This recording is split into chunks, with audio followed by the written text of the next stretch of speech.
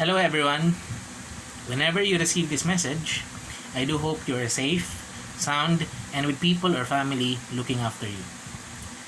Over the weekend, I have uploaded your grades and ISIS prior to the release of this message. Your undergraduate student handbook have protocols regarding them, and the off chance I have miscoded them. For example, if I coded the lower grade, despite what I released last Friday. In practice, the course closes today, and the Canvas platform is coded to remain in read-only mode after today. You remain welcome to browse it, as long as I keep the course content and the Canvas account. Should you need a separate file version copy of it, we can work out a way to convert it into a reader software ready format. I'm working on that this week. I provide these directions as an advisory, since after the end of this semester, I will be leaving my post as faculty of the Department of Political Science. Personal and professional developments during the earlier part of 2020 have decided this course of action.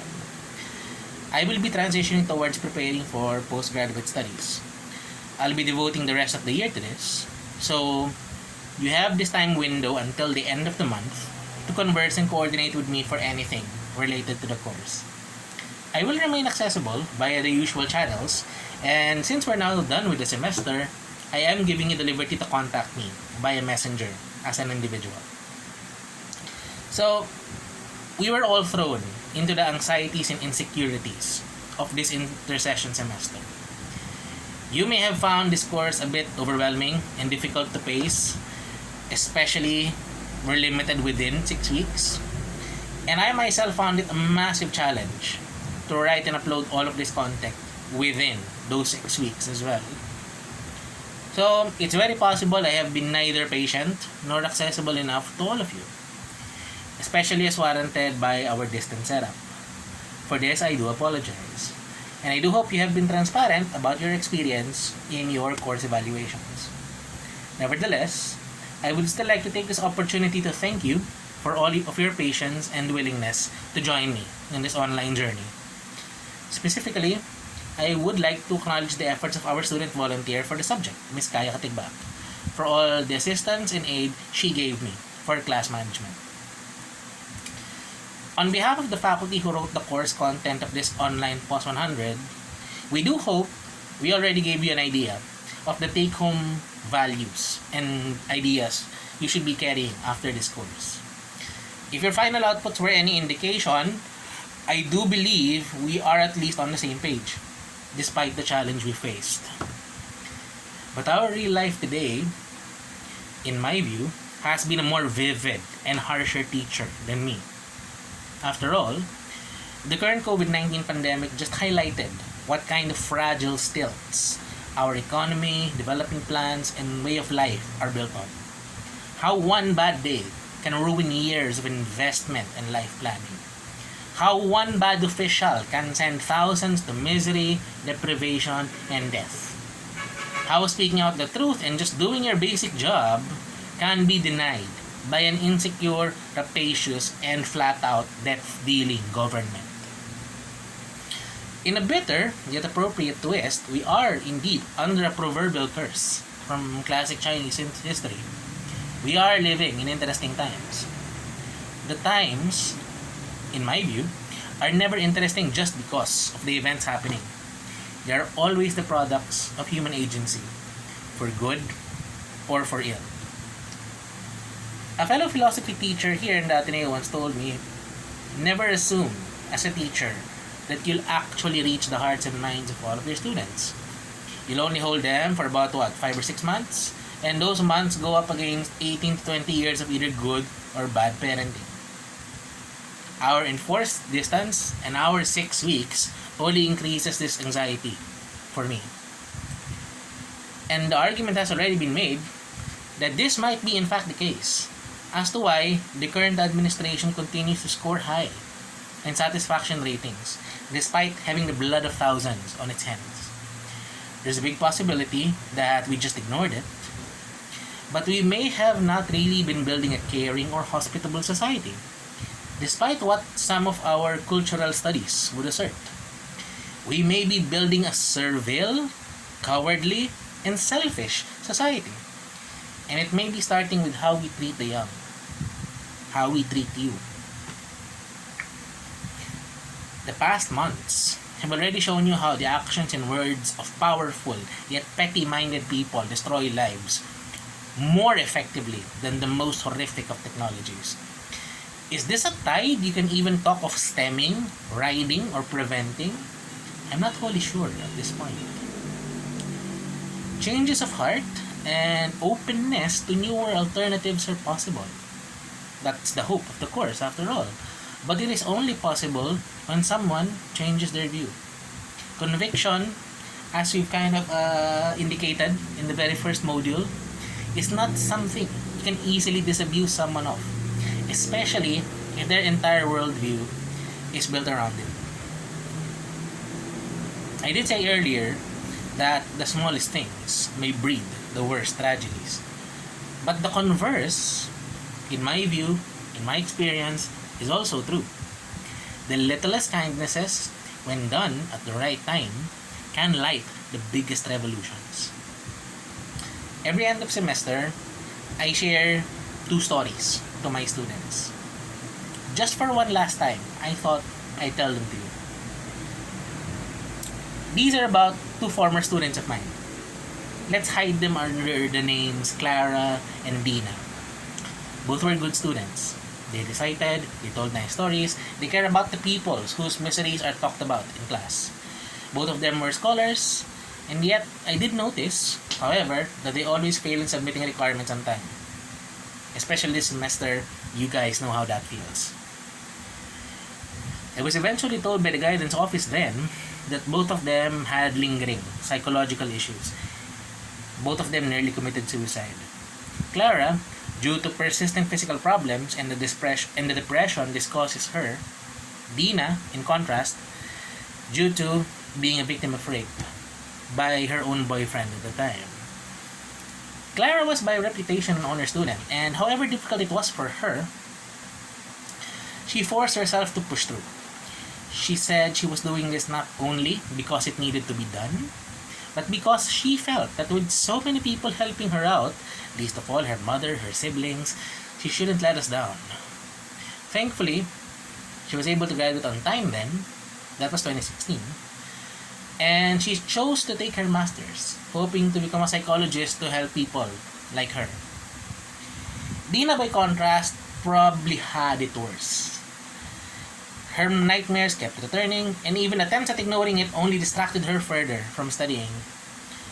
That said, Dina is stubborn enough to keep trying, hoping one day she'll finally wear that toga and reward her family's sacrifices. In 2018, she was still a student here, leading student campaigns about the issues of farmers, victims of Typhoon Yolanda, victims of the Marcoses. And she is doing all of that, a working student at a salary near minimum wage. Now, these 2 stories would be inspiring enough if they ended there. Sadly, they didn't. Last year, 2019, Clara unfortunately took her own life. Dina, thankfully, finally graduated in 2018. Right now, she's studying to be a doctor in Cuba. So what these hammered to me, aside from the fact that there are no clear-cut ways of dealing with depression, sufferers, or those at risk of suicide, it was this. Whether we admit it or not, whether we are conscious or not, we are all injured. We are all oppressed. We are all dissatisfied. And at various stages in our life, we'll be unhappy.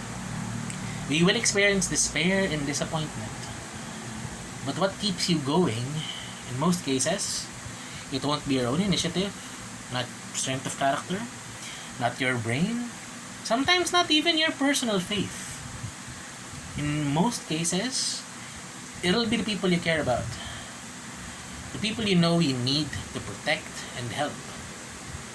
The rest will simply be your crutches in remembering why. Last 2019, trying to come to terms with my grief at Clara's passing, I reread an essay Clara submitted to me when she was still my student. I'd like to quote her here. People are dared to think and act, not merely to accept, with resignation the misery that their heritage holds for centuries of deprivation and oppression. I look at Dina's life and realize that what Clara put down into letters and what she tried to achieve in her short life, Dina is trying to realize with her own hands.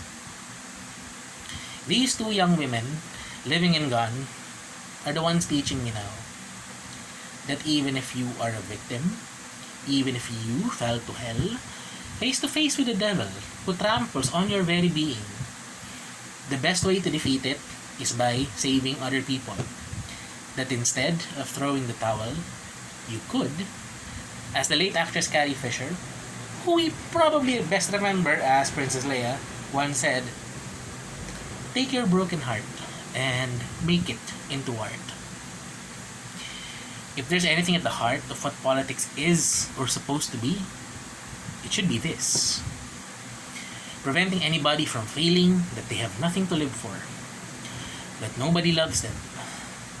About making sure that people like Clara and Dina get to spring back from even the most horrific of nightmares. About giving them a chance to know that they are loved and valued, so that they may be able to love and value other people who need it most right now. Your dreams need not be simply for yourself, your family, your friends. Your aspirations need not be simply about an 8 to 5 or a property to live and hold socials in. This world still smarting from the COVID-19 pandemic pretty much guarantees those dreams will be out of our reach in the coming years.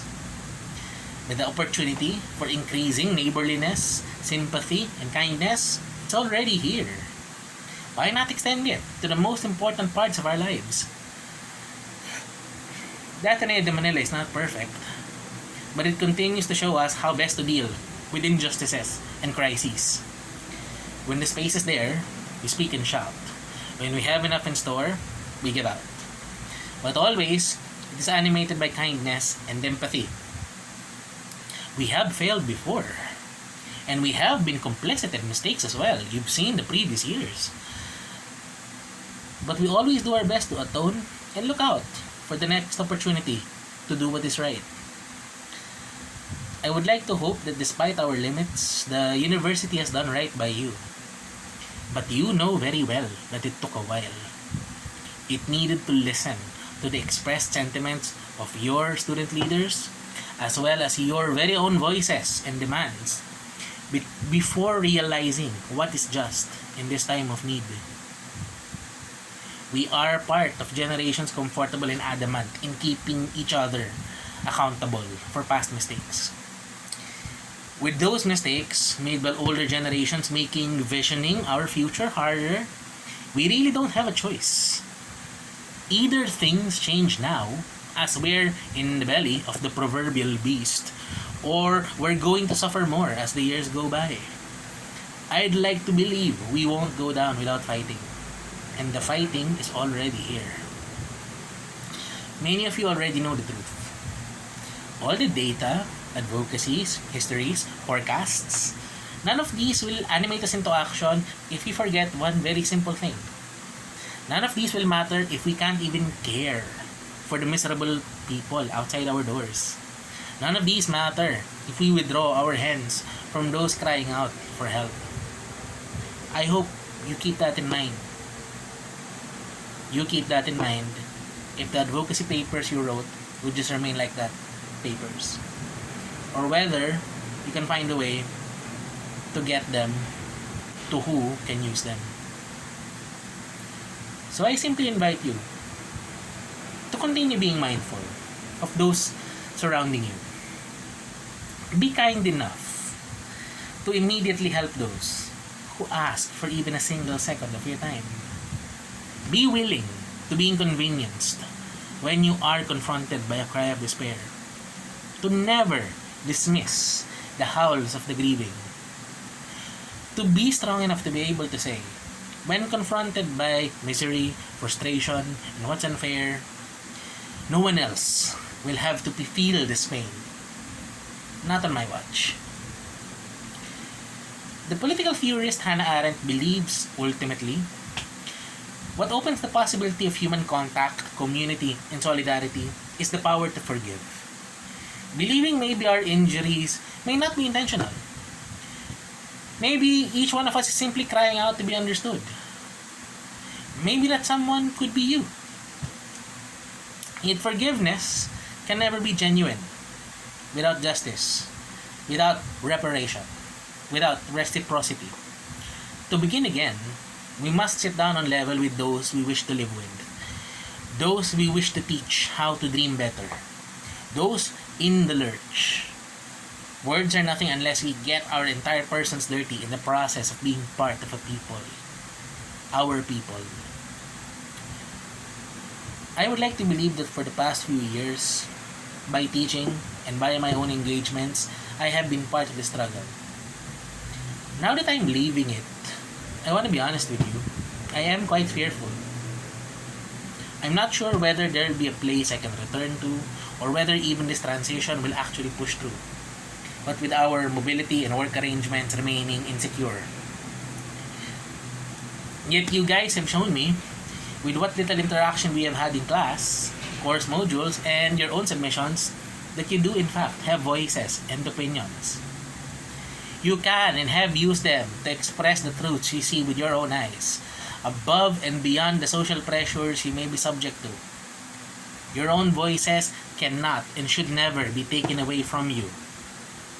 And you should keep using them as long as you can. Even when, and especially when, you feel the cost of saying what needs to be seems high. You may be away from the Ateneo, but what it hopefully taught you for the past 2 or 3 or 4 years you've been here is that you're not alone. Your sentiments, your ideas, your discomfort with how the world has been, you share this with generations of people from different walks of society. Even if we feel like it, you're not alone. Even if we are afraid, we can be brave. Even if we are isolated, we can act. And whatever the scary world is driving down our throats right now, we can and will be free. If anything, I'll be carrying this for myself moving forward. For you, the last set of students I've been tasked with, I am very grateful. I'm not sure how many of you are graduating, but if you are soon, or if you will be, may you face the world with pride as alumni of the Ateneo, part of a long blue line, loving and serving humanity. Thank you very much.